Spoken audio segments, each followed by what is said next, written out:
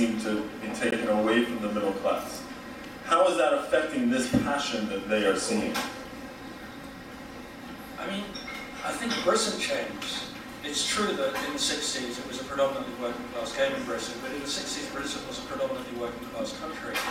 And if you look at the old photos from the 1950s of these 70,000 men, all men, in cloth caps watching the game, you think, where are they now? Because obviously the terraces now look very different, look much wealthier.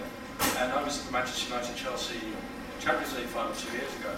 I've never seen a richer group of football fans, because all these people have flown over to Moscow, bought very expensive tickets. Average age probably 50, average income probably around £100,000. So what changed? And what happened is those guys with cloth caps died, and their children became sometimes playwrights or accountants or lawyers. The country became more middle class. And there's of course there is still a working class, absolutely, but it's shrunk. And in football stadiums, to some degree, it's been elbowed aside by the middle class, but it's not that the middle class woke up in 1990 and said, hello, football's a rather nice game. It's that the middle class had grown through accretion over time. And also once the stadiums were cleaned up and the sort of subculture of it changed, because in the 80s football was predominantly a game watched by young men willing to tolerate very low levels of comfort. Once that changed, you got people saying, I actually want to bring my daughters to the game. I know this black man in London was a Chelsea fan for 40 years. And he says, 40 years ago, I could never have gone to watch Chelsea. He's a black man in the shade of kidding. He says, now I go to watch Chelsea, this is a very middle class, very well-off man. And I bring my two daughters. So for all sorts of reasons, not just the people in the stadium changed, but the country changed. And I think what Dave is expressing is extremely articulately, is a sort of lament for a country that disappeared. That's a fact, no, it is. But there's still enough of it out there, you know, as you say, mostly the lads I go with now, they're all, you know, we go everywhere, and they're all early 50s, late 40s. But then there's a new generation, you know, and you do see it. I mean, there's a shared replica sort of crews who've moved in, and it's not the same, but there's still enough of us around to pass on that passion, you know. So I mean, my kids are the Reds, you know, and they'll probably pass it on to them, but they don't care as much as I do, because there's lots of distractions, you know, there's games and there's computers and everything, there's so much distraction, whereas when I was younger there was nothing else. So I think the passion will, you know, I wouldn't say it's dilute, but it is, as I said before, it is a lifestyle option now, and years ago it wasn't, it was just totally a working class thing, but the working class in general has been diluted in Britain. I'm interested to hear, sorry Simon, just one second. You describe yourself as working class, and given your background story you tell clearly, given your current situation, that's very dubious. I mean, here you are in a panel in New York talking about a feature film you just made, not very working class professional. So you're the Britain that's just become middle class. No, well, I mean, well, it could be argued that, couldn't it? But the thing is, you know where you're from. I mean, I think your old persona and that, you know, dictates who you are, and like playwrights, predominantly are. In Britain it is. It's a middle class institution. All the ritzy world is, you know. But so when people like me break through, you're not supposed to break through, really. You know, but when you do break through, you know, you can frighten a few people. I certainly frightened a few people in Liverpool with my plays. But you know, once you break through and you're accepted, you know, yeah, it's my profession, and I'm giving a voice. I'm giving a voice to people who've been drawn the short story in life, really, because you know I was there for 30 years, like that, working in the shitty factories, working and I was hitchhiking all around the country to watch Liverpool, not being where it is. So I've got the right to write for those people. And like, but in Britain, because of the class structure, I was sort of kept down for many years. But that I woke up 10 years ago, and no one was going to stop me, and I'm doing what I want to do now. But I totally accept that. I've got a lot of middle class friends now that you know popped up in the last 10 years, and like, you know, it's some lovely people, but you know, you never forget where you're from. That's the main thing. Never forget where you're from. But I think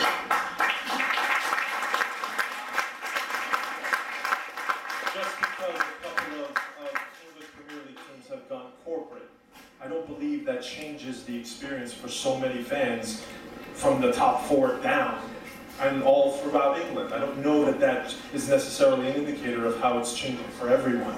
And I actually wouldn't point to the fact that soccer's going corporate in some cases. More so, then the international line is being blurred now. So you have, players from all different countries playing for your club, as opposed to an English team being all English and really bringing out that national identity in the fans and the passion from that end. I think because you're seeing so many players from so many countries melding into that, I think is what's maybe impacting a little bit of how we experience soccer. But is there a kid from Liverpool growing up to become a Chelsea fan because, Drogba plays for Chelsea? And what does that mean about the game? I've never seen a kid in Liverpool. No,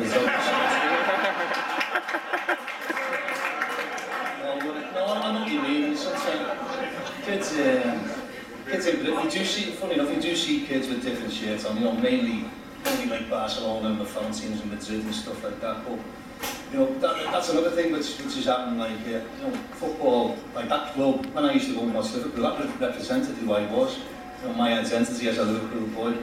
But now we've got fans from far and wide. I know, like that's sort of, if you're going to be one of the best clubs in the world, you do exactly a worldwide, global audience. But there's fans from far and wide come now. But no, it is a fact of life that kids from different towns now watch clubs from different cities, and I can't get my head around that. I'm going, hang on. If you're from like Manchester, why are you watching Liverpool? Yeah, there's a Manchester United fan in here. That's the only fair. No, but there's obviously guys from London. We've got lots of massive London fan base. We've got fan base down in Bristol, massive. And I'm thinking, why don't they support Bristol? That's their city, aren't they proud of that city? But obviously things have changed now. And you're spot on about the way the middle class things come in. I'm not against middle class, by the way. I sound like it's some sort of revolution here. It's just that Britain has changed, and the football, the spectators in football have changed with it. And that's a fact of life. But it sometimes is a good thing, because I went through the hooliganism days. When we used to tap away years ago in Britain, there was chaos. Fighting murder everywhere, and you wouldn't have took your kids in them days. So it has moved on for the better in many ways. So Simon, where does this lead? Does this continue to become more corporate, as Simon was talking about? And what does that mean for the future of the fans? Will a Bristol City, will that town or that club all of a sudden die at some point because all of their fans are Liverpool? No, we say football clubs never die. People were talking a few months ago about Portsmouth dying, which was rubbish. Portsmouth have always been there, and so will Bristol City. It's just that, as Dave said, you can segment your support. There will be people like Dave who are one club through and through, but actually a lot of football fans, and maybe the large majority, are flexible. So they like Liverpool, and they like Bristol City, and they are sympathetic to Barcelona, and maybe they also like Real Madrid at the same time. But is that true in England too? There are people like that, particularly younger ones. You're a representative of sort of Nick Hornby types of one club through and through, I would say. But you're not the only kind, in fact. Certainly my generation, it's just you're a one club guy, I don't know anyone who supports other teams, but don't get me wrong, if Barcelona or Madrid and all that, I'm right there with them watching them. But it's Man United, no chance. I do enjoy good football. I think if you're a football fan, you enjoy watching great football, and the Kop at Anfield is well renowned for that. Jürgen Klinsmann, when he left Britain, after he played for Spurs, they asked him what his biggest recollection, his favourite memory was, and he said being clapped off at Anfield after they knocked us out the cup. The Kop clapped Tottenham off. And he couldn't get over that. So we have, as football fans, if you see great football, I detest Man United when I watch them, but a fantastic football team, you can't deny them that. Well, one thing you're talking about I think is interesting. I think Americans have a very unique perspective on football around the world because we don't really have these clubs. I grew up with the Detroit Express, and Trevor Francis was our superstar for a year, and then he was gone. So that club eventually went away. So we all have these clubs, and I know Simon has the same thing. In Spain, I like this club, and in Italy, I like this club, and we sort of bounce around. What is the danger of having that start to now seep into Europe? Why is it a danger? Why does everybody have to support a club in the way that Dave does or Nick Hornby does? Good luck to you, it's great. But why, if you're an 8-year-old in New York, can't we just like various points? I mean, why does that damage the fabric of Liverpool or of Bristol City?